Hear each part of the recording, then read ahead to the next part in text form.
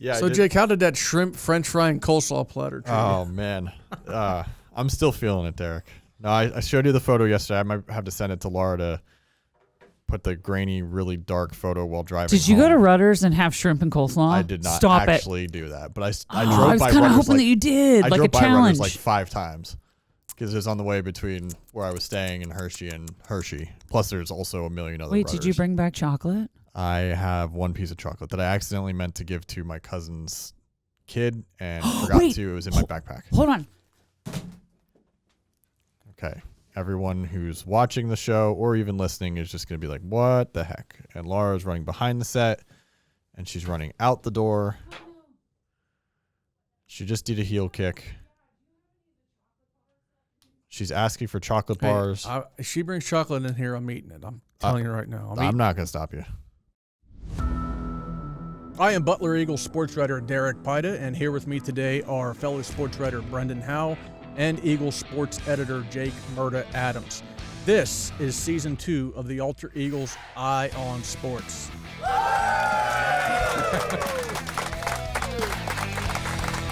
But anyway, yes, I was around Rutter's. You know, I got speaking of food complaints, I got one, or food in general, I got one huge complaint. You've never covered state wrestling, correct? No. Okay, but you've covered state track several times. Oh, yeah. PIAA/Hershey fed media, and on Friday is the longest day of state wrestling because you start at like 8:30 a.m. and go until we got Hershey bars. Just one. Just one. Sorry, Derek's all yours. That's all I could get. I would like just one little. If you're lucky. Sharing is caring. The wrestling ended at 11 p.m. on Friday. Started at about 8:30. Guess how many meals media was given? Uno. You're correct. 1 meal at lunchtime. For how long were you there? I was there for 12 hours, but it's a 14-hour day, and some people are there the entire 14 hours. They gave us lunch. What'd you get for lunch? It was a Shrimp and sandwich. coleslaw? No, it was a sandwich because they gave you little, like, I'll at least give them this. They gave you these little prepackaged sandwiches, and there was a cookie in there, and there was chips in there and some stuff. So, like, fine. But there was also no drinks out. Like, if you got the coffee in the morning, you were the only one who got the coffee in the morning because they didn't refill that. They only had tiny bottles of water. There was no other drinks there the entire time. Yeah, that sounds I am an outward critic sometimes of PIAA and their hospitality or lack thereof. Thank you, PIAA. Yeah, this was another example. This should be a good little added. I don't. What's in the cup? I don't need to be friends with any of them. I got to cover them. Coke Zero combined with Mountain Dew, Diet Mountain Dew. I don't.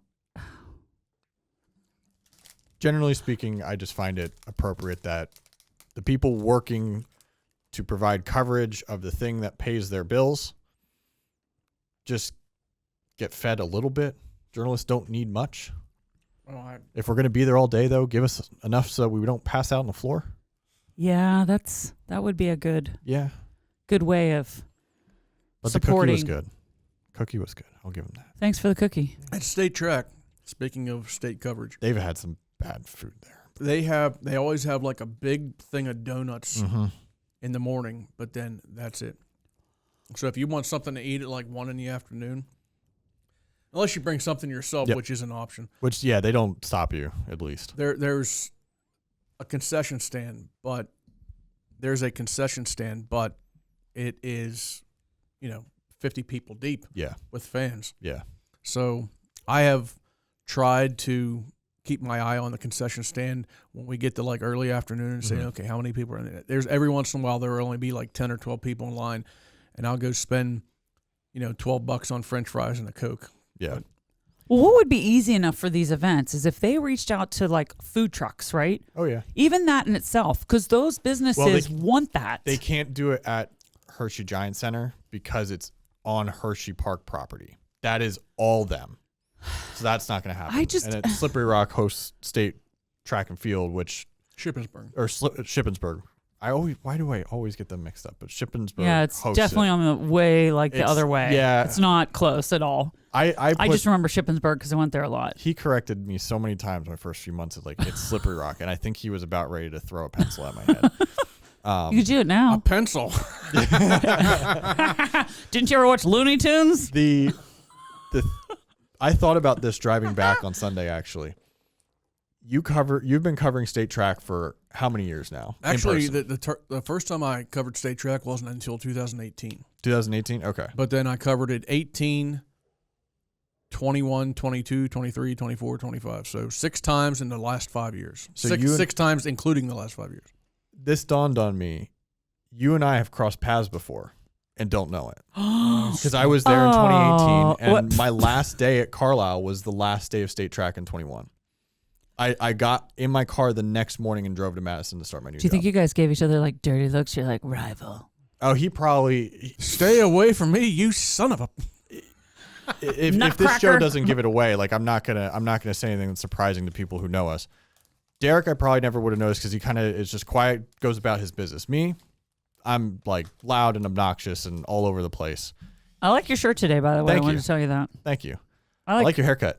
Oh my gosh, thank you. I didn't know if Yeah. you guys noticed. I took like 6 inches. I also saw your inches Instagram off. yesterday. Oh, so yeah. kind of gave it away. When I was like chopped. Yep. So yeah, The weight of all the men who've broken my heart over the last 3 years. shared space before we occupied the Butler Eagle together. Probably Twice. used the same porta potty out at Shippensburg too. Yes, that's true. I'm telling you what, that's one thing about like when you cover huge events like that. There are bathrooms at Shippensburg, like underneath the stands. It's kind of like that concession stand, though, you know? But they get filled up pretty quick, and I have been nothing is more disgusting than porta potties. Oh, they are. ugh. They serve their purpose, but man, it's disgusting. It's like being in Calcutta in mid-July. The porta potties that are used at a starting line for a big race, and I've had to use them once or twice running Broad Street in Philadelphia. And last year I had to use one of the them. starting line Yeah. when you're getting there's ready to tens run, of and thousands they're just of people that have basking had in the coffee heat. and whatever else go through. Yeah, not good. Anyway, I just want to make one more point to the food truck thing. okay. Why do we make things so difficult? Why does everything have to be so difficult when it would come to letting food trucks come on to support this event, right? Capitalism. Okay, That's my answer. You guys can keep going. I just don't understand why everything is so difficult when it could really be simplified. That's all. Why ask why? It's I have my because thoughts I on- want to have solutions to help Yes. people out. you want to help us out. Yes, yes, I do. Appreciate it, Laura. You're always looking out for us. I'm trying.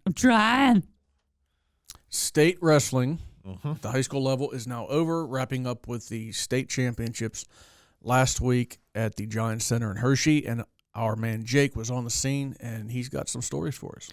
I do. So the biggest thing was that we had one medalist, the guy who we thought was going to medal and possibly win the whole thing, Santino Sloboda from Butler, ends up finishing bronze, his third place finish at the state level in 2 years. He had finished 4th as a freshman, 6th as a sophomore. He gets 2 more medals to add. It's pretty safe to say at this point he's the best wrestler Butler has ever produced. He's one of the best ever in the county. Oh, yeah. Very few have ever won 4 state medals. Very few have won 3 WPIAL championships. He's done all that. He now has the most career wins in county history with 176, obviously the most in Butler High history by a good margin at this point. It was the fact that he medaled was not the surprise. It was the journey this time. Last year, he made it to states, got to the semifinals. That's where he lost to the eventual state champion, a kid from Northampton, but kind of bounced back and was able to wrestle through consolation semifinals to get to the bronze medal match, which was an improvement compared to what he had done his freshman year, as I mentioned earlier. This year, there's more expectations. This year, he can win. He's the number 2 ranked wrestler in the state, according to Inside PIAA Wrestling. Most of this year, I think he was between 2 and 3 basically all year. He can win this bracket. And he goes into the quarterfinal. Now, I wasn't there for Thursday's first round, which I found out later he looked a little bit shaky in. It wasn't quite himself. I think he won 5-3. He won 5-3, and he was nearly taken down at the buzzer. I saw a video from Flow Wrestling the next morning. If he hadn't gotten off of his back in the split second that he got thrown down, that would have been takedown points. He loses 6-5, and his gold medal shot is already over in the very first match, which would have been a stunner. The next closest thing to that kind of stunner was in the quarterfinals. He faces a kid from Manheim Township who is a freshman, plays a really smart, effective defensive strategy. He is on his hands and knees in a crouched position the entire time, and from the jump, Santino looked like he had no idea what to do against this. And the kid kept him at a distance, made a couple crucial shots, got one in the second period to get a takedown, which really shocked Santino. You could see his reaction. He was already kind of like anxious compared to what he normally looks like on the mat. He gets taken down. Now he's stunned, and it goes from being taken down to turn into 4 tilt points, and suddenly it's a 7-0 match or 7-1 match, and it was over from there. He's kind of lucky he didn't get pinned at one point. He gets off the mat, looks shell-shocked, and I talked to his coach afterwards for a little bit. Everyone was kind of surprised by this. Everyone on the staff, Santino was too, but he bounces back, wins his next consolation match, which if he had lost that, his season is over. His career is over. His high school career is over at least. But he wins that, and it guarantees him a medal. Now, from that point on, it's just where on the podium is he going to finish. So he wins that first consolation match against a kid from Altoona who later on I find out he hurt his knee in that match, which would affect him the rest of the way, especially Saturday. He wins his consolation fourth round on Friday night at like 9:45. Crazy long day. And that secures him a spot in the bronze medal, secures him a spot in no worse than 5th or 6th, I should say. So he has to wrestle Saturday morning one more time in the consolation semis, which that determines if you wrestle for 5th or if you wrestle for 3rd. He wins that relatively easily, but that's where I noticed his knee was really banged up. He was hobbling on the mat, didn't have nearly as much of the pop that he shows. As you've seen him, he's very athletic, very slippery wrestler. He's kind of unique. Didn't have much of that same pop that we're used to, but wrestled a smart enough match to get through. I think he won 4-2, gets to the bronze medal match, faces the kid from Manheim Township again. And this time was night and day. He looked like he knew what he wanted to do. Whereas when he was on Friday night in those last 2 matches to save his season, he looked still out of it. He didn't look like he entirely wanted to be there or knew what he was doing almost, which is kind of surprising for a senior wrestler who's going to Pitt and has accomplished as much as he has. He looks better Saturday morning, even with the injury, just has a little bit more of that fight in him. And he goes against that Manheim Township kid again, and you can just tell he was back. He was ready to go this time. Kid played the same exact strategy that he had before. Bulldog style. Yeah, he was ready. He's like, okay, this worked against Santino in the first matchup. No reason to change it because he didn't even show an ability to adjust in that match. So let's make him adjust. And this time Santino did. It was really interesting walking off the mat afterwards. I was following behind him and the coaches going back into the bowels of Giant Center where they could decompress. And he's obviously excited. Santino doesn't show too much emotion after wins, milestones, championships, anything. But he kind of played to the crowd a little bit afterwards, kind of, pumped his hands up a little bit and was clearly excited about just the ability to get revenge against a kid that had ended his hopes way earlier than was expected, and then to dominate him in the way that he did. And so I'm walking back with them, and I could hear him talking to his coaches, just like, I had him timed. And what I found out was, and this is coming from, I've covered wrestling before, but I'm by no means an expert. Santino doesn't go for double leg takedowns. And his coach was joking about this afterwards. Like, he did it once on Friday for the first time. When he and Scott Stoner and a couple other coaches looked at each other like, where the heck did that come from? He does it 3 times in the match against the Manheim Township kid. And it's because what he saw is he would be able to get a little bit closer to the kid, to get him out of his crouch a little bit. And as the kid would start to reach for him, he'd pull back, which would make the kid reach farther and get up on his feet a little bit. And by doing that, Santino saw an opening. So he did that a couple times in the first period, figured out what the timing was. It's like playing a video game or something like that, where you just you test the opponent a little bit, and the boss fight, it goes a certain way. And once you have the timing down, you spam the buttons or hit the combo that you need, and you win. Mike Tyson's punch out. Exactly. And we were talking about that last week in the office. And I forgot to mention his name. Frank Leonza is the wrestler that he was facing. Credit to him. This kid did really well. Freshman. He's clearly a good wrestler. He's going to be very good for a while. But you don't sometimes see freshmen go in and wrestle the types of matches he did, and he did a good job. But Santino timed him in that, and he turned what was a 9-2 loss in the quarterfinals into an 8-1 win. It was a clinic. It was like the way Santino should have gone out from the beginning, just putting a kid on his back, playing smart, doesn't need to go for the pin or the tech fall, just get up early and then ride the thing out. And with his knee, that's exactly what he did. He got up early enough. Orleanza started to shut down a little bit shell-shocked in return now, and Santino just rode him the rest of the way, ran out the clock, and he's got his bronze. So that was the big story. We had 3 other wrestlers there this week. His teammate Sutton Stoner did not get out of Thursday's wrestling. He lost his first 2 matches, I believe it was. But we also had Seneca Valley's Hannah Hornick. She went up against a really good wrestler from Central Dauphin out near my old stomping grounds. District 3 produces some really good wrestlers, and clearly they're doing so on the girls' side now too. But she had a good weekend. I got an interesting story out of her. Missed the podium. And then Slippery Rock Zach Turberville, who won District 10 championships this year, had made states for the first time, got into Friday, and he ran into just like a really crappy situation where he faced the number 1 wrestler in the state in his quarterfinal, which lost. He showed fight. He was just overmatched. It was just one of those scenarios. Goes into the consolation match, and Zach is ranked number 6 in the state. He faces the number 5 wrestler in the state in his consi match, and at this point, it's win or go home. And he lost another one that he did a good job, but the kid was just straight up better than him. And so 2 straight matches against kids ranked higher than him, who were clearly a little bit better, and he gets knocked out like that. Tough way for him to debut in states and then end in states. He's a senior as well, but interesting weekend. I haven't been back in Hershey in quite a long time. Haven't covered state wrestling in quite a few years, but it's always a hectic weekend. It shows you how tough it is, even when you are an elite wrestler, to go the whole way through that bracket. Well, first, districts and then regionals, but get to state and go through that whole bracket and win, because we know how good of a wrestler Santino is. Yeah. And all-time Butler County wins record with 176. A state title eluded him during his career, but still a storied career as he's going to be graduating and headed to Pitt. In fact, next up, we've got Jake's interview with Santino Sloboda, including highlights. All right, Santino, congratulations.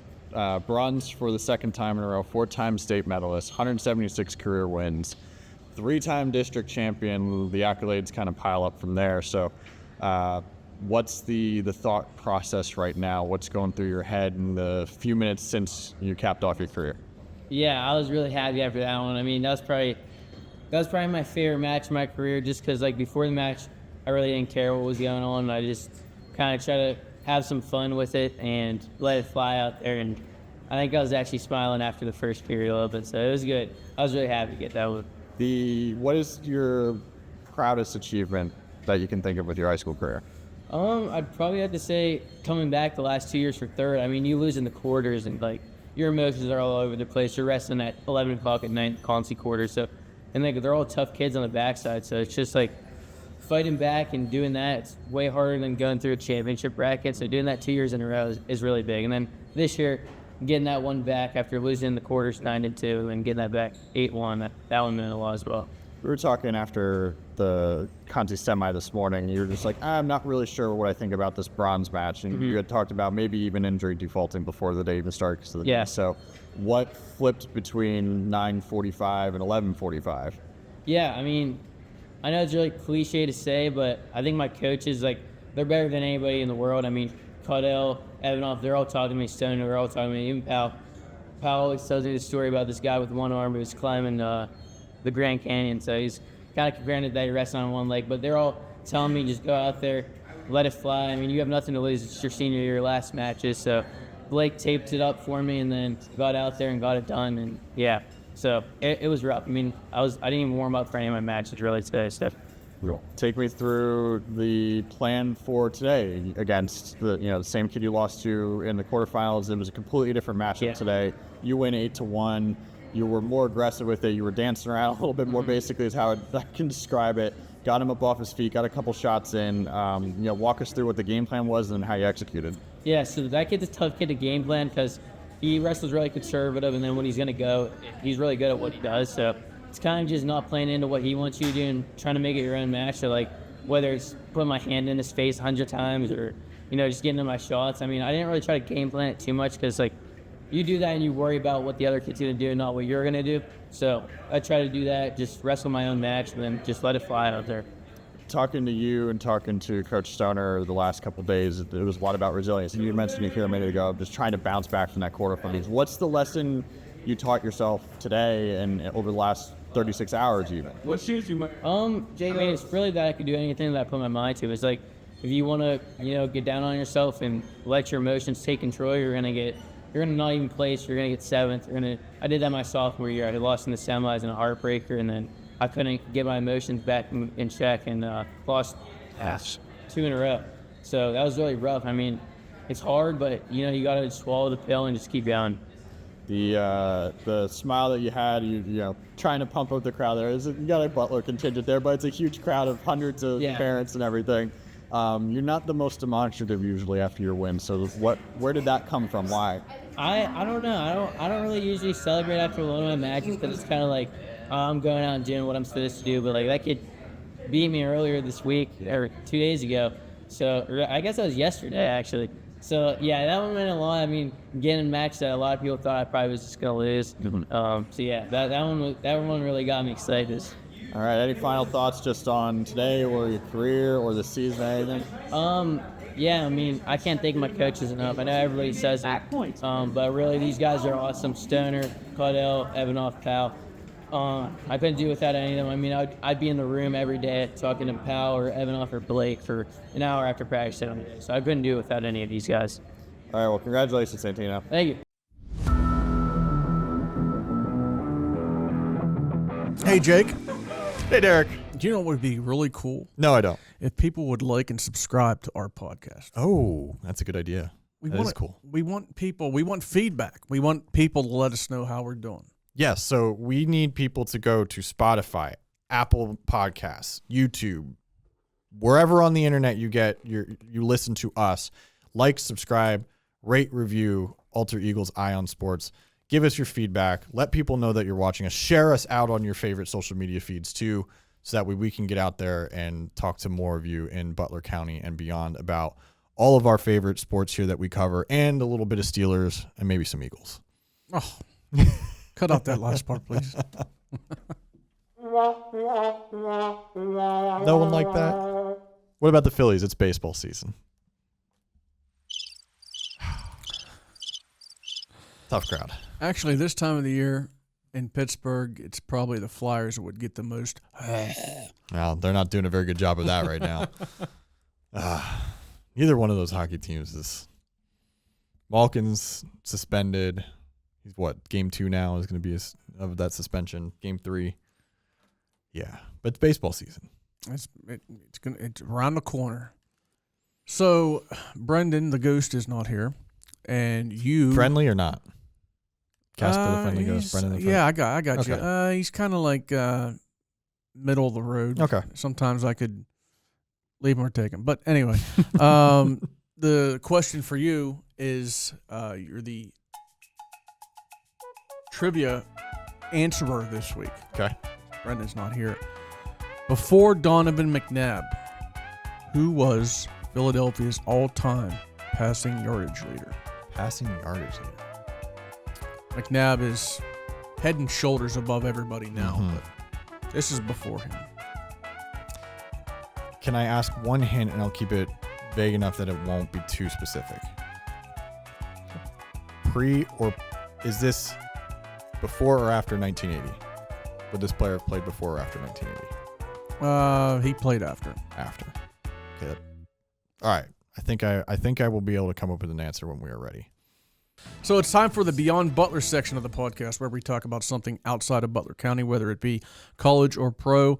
And this week it was something pretty unique that we have to talk about, because everybody knows about the Bednar brothers from Mars High School. Mm-hmm. David, of course, the former relief pitcher for the Pirates, who in the second half of last year was traded to the Yankees, and that's where he still is. He's playing for the Pinstripes. And his younger brother, Will. Mm-hmm. David is pitching for Team USA in the World Baseball Classic, which is going on as we speak. But before that began, Team USA went out west, and they played the San Francisco Giants, who are obviously right now in spring training. And that team included his younger brother, Will, who has not pitched in the majors yet. He's had some injury problems, but he came back last year with a strong season, and he certainly has a chance to make the major league team this year. Not only two guys from the same county, the same high school, but also the same family pitching against each other in a pretty high-profile game. Team USA against the San Francisco Giants. Jake, what are your thoughts on the Bednar family? And, I guess their cup runneth over when it comes to pro baseball here. Yeah, they got a chance. The family got a chance to go down and see the game in person, which is really cool. John had a story for us last week on that, talking to Andy Bednar, their father, who is an assistant coach for Mars. Both of them got an inning, I believe it was. David, I believe, Will allowed one hit, but I think it was a scoreless inning for both of them. Mm-hmm. Obviously pretty cool for any family to go through this, but much less it was a tune-up game, but that's still we haven't seen that yet from them. And Will is fighting for a spot on the roster. Mm-hmm. He may get it. Maybe he's a midseason call-up if he doesn't later. Teams have to go through a lot of relief pitchers throughout the year anyway. He's kind of right on the cusp. So they won't face each other too often in the regular season if they both get to the majors, but it might become a thing down the line, and this is a good preview. This is far-fetched when you think about, there's 30 teams in the major leagues, but you said that, they'd rarely face each other. There's a possibility, obviously. What do you think about these two brothers going up against each other, possibly in a World Series? Ooh. I mean, how big would that be? Giants and Yankees, that would be crazy. That would be very interesting, and the thing that would frustrate me the most is that neither of those games would be close to us physically. We'd have New York a lot closer than San Francisco. This is true. This is true. I think that would be obviously awesome for this area. We do a lot talking to the family. I'm sure we'd love to bring the parents onto the show during that time. Maybe we can live broadcast Game 4 or Game 5 or Game 6 of that theoretical World Series one day. That would be really neat. We got to see the Giants should be decent this year. Yankees obviously look like they will be in the playoffs once again. Surprise. Yeah. David got a chance to pitch in the playoffs last year for the first time. I believe he made 3 appearances for them in their divisional round loss. I think one of them he got a save or win in, if I remember correctly. I think it was Game 3 of the series. So first taste for him. Will's still waiting for that experience. Maybe that will come here soon, because the Giants, despite that division is crazy loaded with the Dodgers and Padres, but the Giants are lurking, and they've been in the playoff picture for the last few years, even as the Dodgers have basically taken over the sport. Yeah, as a Pirate fan last year, it was there was part of me that was really down about seeing David go, because if you remember the year before, he kind of had a down year. Yep. Last year he rebounded, started pitching really well again, and to see him go, and the whole hometown kid making good. I mean, there he goes off to the evil empire that is the New York Yankees. But at the same time, the other part of me is this guy he's literally making history. There's not many guys at all from Butler County. I mean, it's a short list, right? Yep. Matt Clement, Rube Waddell, who, I mean, you got to go back to the 19-aughts. There's a word, 19-aughts. The list of guys who have made the major leagues from Butler County is short, and to see him go on to a team where he was able to pitch in the playoffs and pitch obviously for a contender, I felt good for him from that aspect. I wish one day the Pirates can be that team, and we'll see, though. But he did a lot of good work in Pittsburgh, made 2 All-Star games. Yeah. And it's funny. I'm just starting 2 fantasy baseball drafts. I'm in 2 leagues with 2 different groups of friends, and I'm looking through some of the relievers I want to target. And you mentioned 2 seasons ago, Bednar had a really difficult season. I think he got benched or sent down to the minors for a little bit, came back later, kind of rebounded at one point. He is one of the top relief targets in fantasy baseball, which just shows how, far he's come since 24, but also, 2, how volatile that position can be. That you can go from one of the best relievers in the game in 23 to in AAA, back to being one of the best relievers in the game in 25, and he's pitching for Team USA. And I just remembered this, too. It's a little bit of a Pirates reunion, so you have something to root for here in the World Baseball Classic, because Paul Skeens is one of the key starters for Team USA. Yeah. And he pitched in the game against Mexico, which that was actually a big win for U.S. in pool play. They won 5-3. Skeens, I think, threw 4 innings in that one, but Bednar was not one of the relief pitchers. They went to some other guys on the roster. That is a very loaded team. Team USA is trying to win it this year. Right. Now, the way Major League Baseball is set up now, the Pirates will play in San Francisco for one series this year. They'll also host the Giants in one series this year. So if Will does make, this is David's younger brother, if he does make the Giants roster at some point this year and he's with the Giants when they come to Pittsburgh, I mean, that's an hour down the road that another local will be pitching at least for a few days locally. Yeah. So that's exciting. That would be really fun for us to get the chance to see that, or for any fan of the Bednars to get to see. And I believe later this year at some point, I don't have it up in front of me, but the Yankees and Giants would face each other. I just don't know if it's at home or away for either team and at what time in the year. The trivia question again for Mr. Adams. All right. Before Donovan McNabb came along, what player was the Philadelphia Eagles' all-time passing yardage leader? So there's 2 that I can think of. One of them's Jaws, and the other one is Randall Cobb. Or not Randall. Wow, Randall Cobb.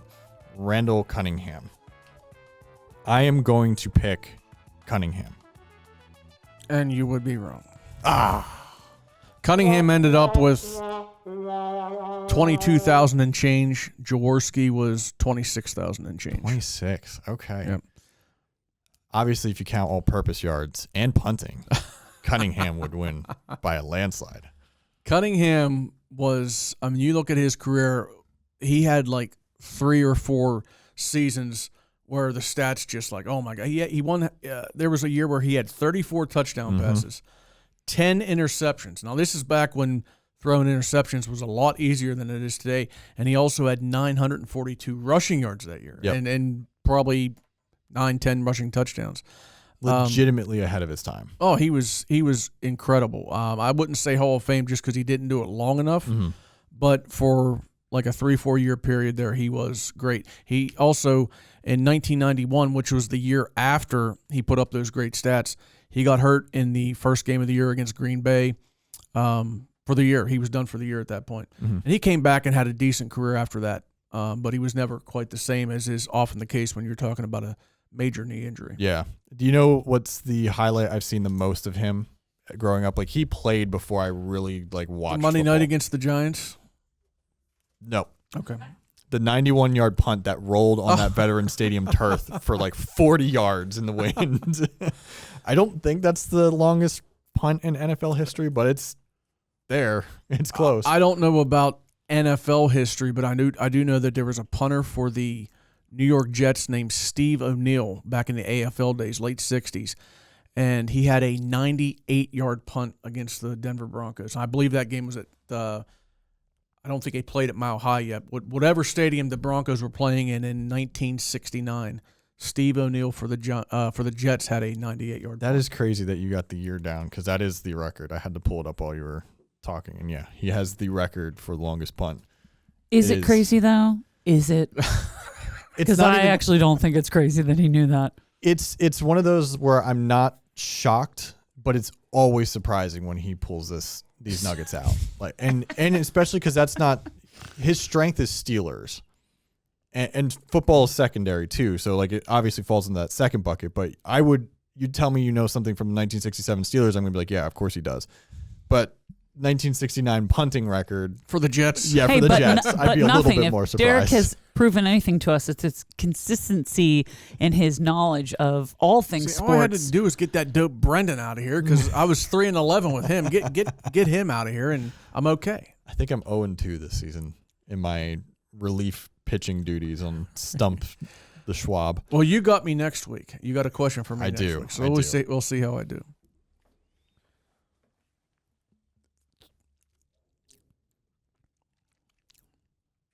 You can edit this out. Well, I'm planning on editing it out. I was listening to it, and I was like, are you aware? So it's crazy that we got more Major League Baseball news also out of Mars High School. Yeah. 2021, Mars graduate JJ Wetherholt, who went on to have a stellar career in college at West Virginia.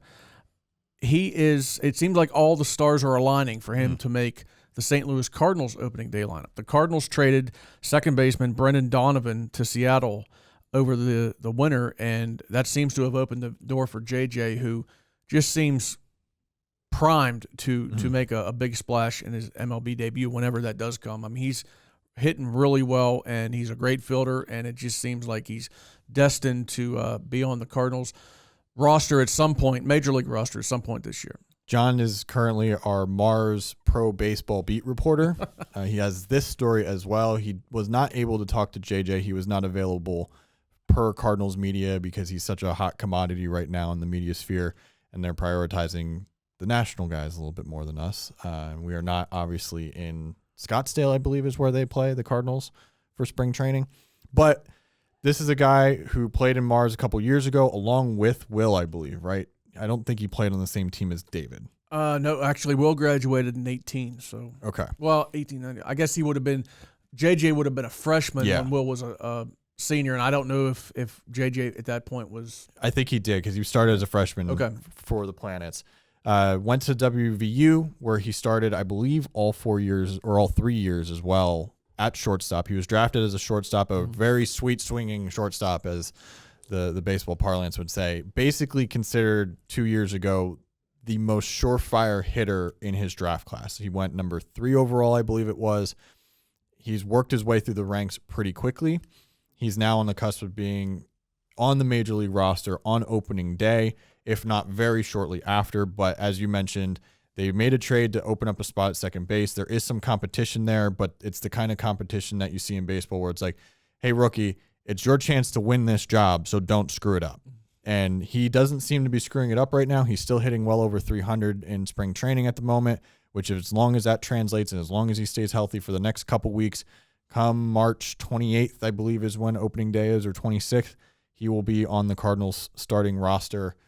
And guess what? We were talking about Will potentially pitching against the Pirates. Do you know when the Cardinals would potentially pitch against the Pirates or play against the Pirates? Well, I mean, obviously divisional opponents, they would play in Pittsburgh, 3 times this year? 3 separate series. 3 times.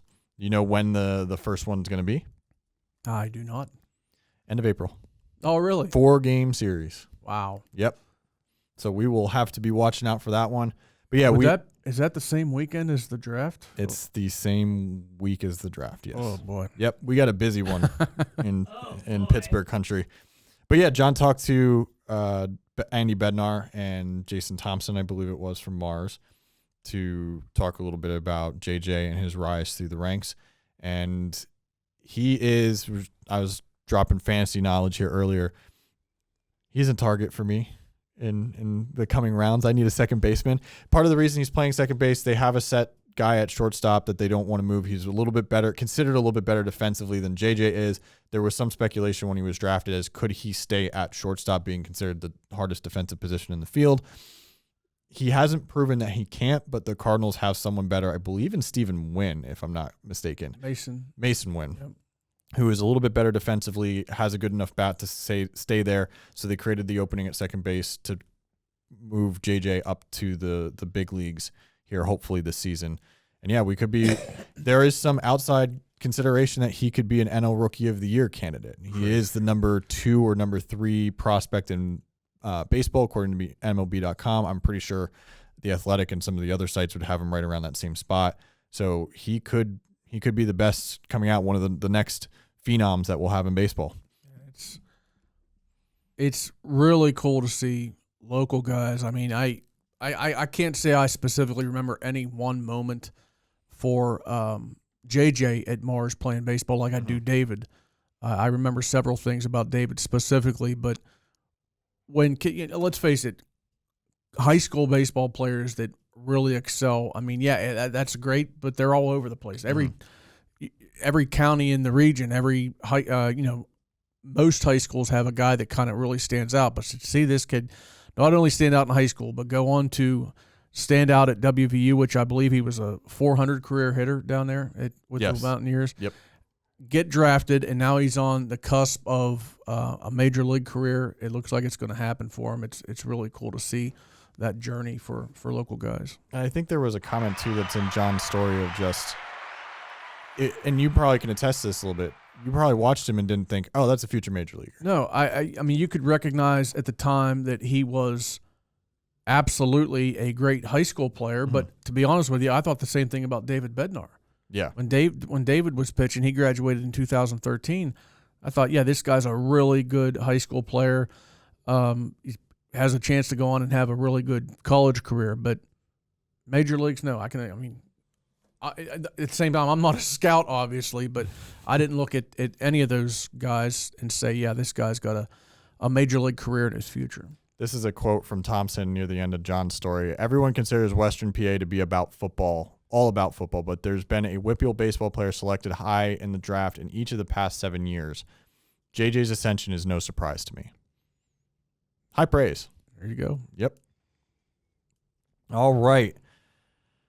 We got one more topic here to talk about, and that's Seneca Valley. Oh, correct?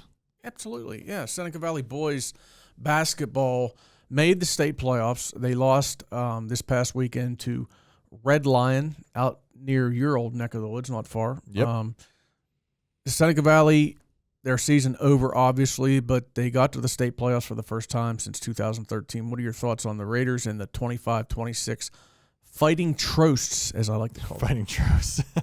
Very balanced team on offense. They had Ryan Priester, who I believe he had 5 more three-pointers in the loss, finished with 17 points. We've known him to be a good three-point shooter all season, so that wasn't quite a surprise. Just seems to be that Red Lion was just an overall better team. Seneca Valley was 12-10 in the regular season, I believe. Something like that. Something about 500. Obviously coming out of a difficult section in the Whippeal, so it's not like they were a bad team by any stretch, but they had to go through a gauntlet during the regular season. Fought their way through Whippeal playoffs to advance to states for the first time, and sometimes these are the draws you get at the state level. It's just a better team, and you do the best that you can with it. They didn't get blown out, but it was definitely an uphill battle for them. Yeah, Seneca Valley making the state playoffs for them is a big deal. They had only made it previously 3 times in their history, 2009, 2012, and 2013. I'll be honest with you, when I saw this final score, and I was kind of keeping track of the game on Twitter because the game was played before my Slippery Rock girls game, which I covered Saturday night. So I'm kind of keeping track of this game on Twitter. They're actually up 16-10 after one quarter. Yeah. And if you would have told me that Seneca Valley was going to score 62 points in a state playoff game, I would have said no. They're probably going to be somewhere in the mid-high 40s, but they got really balanced scoring in this game despite the loss. Andrew Omisitz, 21. Ryan Priester, as you mentioned, 17. Owen Congdon, 16. So really good balanced scoring, and that's obviously what you're hoping for in a state playoff game. The thing that is the question mark moving now for this program moving forward is all 5 starters, which included the 3 kids I just mentioned, along with Nico Santapau and Jackson Householder. All 5 are seniors. Yeah. So they're going to have a complete overhaul in terms of starting lineup next year because all 5 of these kids are going to be graduating. Yep. We'll find out probably what that roster is going to look like when we have our next basketball media day in 9 months, 8 months, something like that. If the state is going to move up the winter sports season, which we have to confirm that. I think I might have saw. Have you seen? Yeah, I confirmed this yesterday. It is going to start the week after Thanksgiving again. So not 2 weeks like it was for a while before. So they moved it 1 week back. Okay. So it'll start the Saturday after 2 Saturdays after Black Friday, 8 days after Black Friday. So they're moving it back, not up. Okay. Yep. I was going to say, are we talking about a basketball media day before Halloween? Okay. If we do that, we're going to do it Halloween themed. Alrighty. Got it, Laura? Write down notes. I'm dressing up as the Tin Man. I'm the Tin Man. Hey, I got my Wicked Witch costume. Bring it. Because I'm not Dorothy. Let's just be honest. Okay. But I could find Dorothy. You can be anybody you want to be, Laura. Okay. Amazing. Next week. I bet you I'm going to have this shirt on next week, too. I bet. This shirt. I bet you guys will be sitting in different seats, though. Maybe you'll be in different switched. seats. I'll make that bet. $1. Thanks, Laura. You're the best. See you guys next week. Takes one to know one. We encourage you to subscribe to the Butler Eagle YouTube channel and Apple or Spotify podcasts or your favorite podcast platform. Follow us on Instagram and Facebook at Alter Eagle Podcast and at Butler Eagle News. Goodbye.